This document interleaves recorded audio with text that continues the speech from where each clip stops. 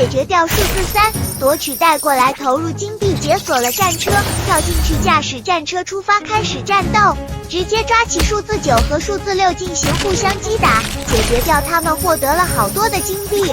继续往前看看还有谁呢？赶紧避开数字33，绕到这边投入金币，解锁了超级电锯战车，驾驶电锯战车出发，旋转切割掉这群小数字人，直接一下获得了好多的金币呢。绕行避开数字77。